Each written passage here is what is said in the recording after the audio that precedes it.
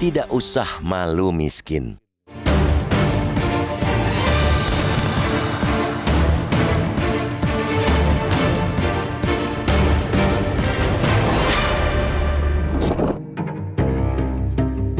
Ada petua bijak, yakni angka tidak pernah berbohong.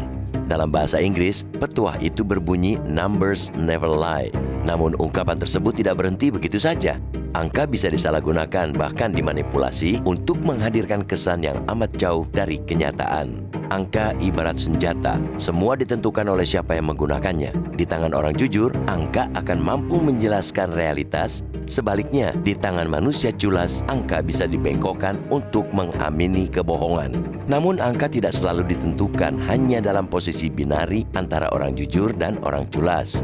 Bisa saja orang jujur yang tidak memiliki motivasi jahat, tetapi kurang cermat dalam mengolah angka, sehingga berakibat salah memaknai realitas yang begitu kompleks. Itu berarti pemahaman bahwa angka tidak pernah berbohong mensyaratkan pula ketelitian, pemahaman metodologi, dan kecermatan melihat konteks. Sebab angka yang benar secara hitungan belum tentu benar dalam menggambarkan kenyataan. Hal itulah yang menjadi harapan publik terhadap Badan Pusat Statistik BPS terkait dengan penerapan standar kemiskinan di Indonesia. Terdapat jurang yang begitu menganga antara data BPS dan Bank Dunia mengenai jumlah orang miskin di Republik ini. Data resmi BPS menunjukkan tingkat kemiskinan Indonesia per September 2024 sebesar 8,57% atau sekitar 24,06 juta jiwa dari total 285,1 juta penduduk Indonesia. Sebaliknya, Bank Dunia menyebutkan jumlah orang miskin di Indonesia 68% lebih penduduk atau 194,4 juta. Data Bank Dunia membuat mata terbelalak. Betapa mengerikan ternyata 2 dari 3 penduduk Indonesia berdasarkan standar global hidup dalam kemiskinan. Jumlahnya bukan sekadar besar, melainkan sangatlah tambun dan teramat mengejutkan. Perbedaan antara BPS dan Bank Dunia ini terjadi setelah organisasi internasional itu resmi mengadopsi penghitungan Purchasing Power Parity atau P3 atau paritas daya beli 2021 dalam menentukan garis kemiskinan. Bank Dunia sebelumnya masih menggunakan penghitungan P3 2017. Dalam dokumen Update to Poverty and Inequality Platform atau PIP edisi Juni 2025, Bank Dunia secara resmi merevisi ke atas 3 lini garis kemiskinan.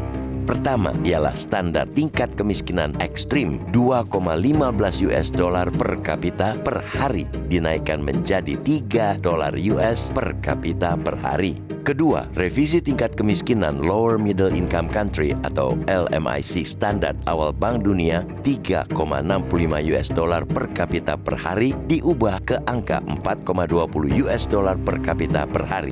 Terakhir, perubahan garis kemiskinan untuk negara berpendapatan menengah atas atau Upper Middle Income Country UMIC dari $6,85 menjadi $8,30 per kapita per hari. Indonesia sebagai negara berpendapatan menengah atas masuk kategori terakhir. Penerapan P3 2021 jelas berimplikasi pada revisi garis kemiskinan global.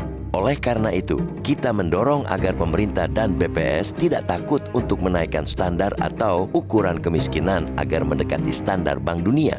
Tujuannya agar penanganan dan program-program mengentaskan masyarakat dari kemiskinan bisa lebih tepat sasaran dan terarah. Meningkatkan ambang batas kemiskinan bukan berarti mengakui kegagalan, melainkan sebuah lompatan besar dalam melihat realitas secara lebih jujur dan adil.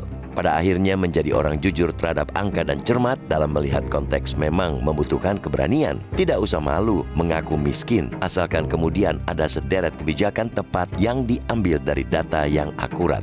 Dengan begitu, ikhtiar untuk menghilangkan kemiskinan setelah hampir 80 tahun kemerdekaan bukan sekadar kenyataan di atas kertas, tapi fakta di lapangan secara jelas dan tuntas.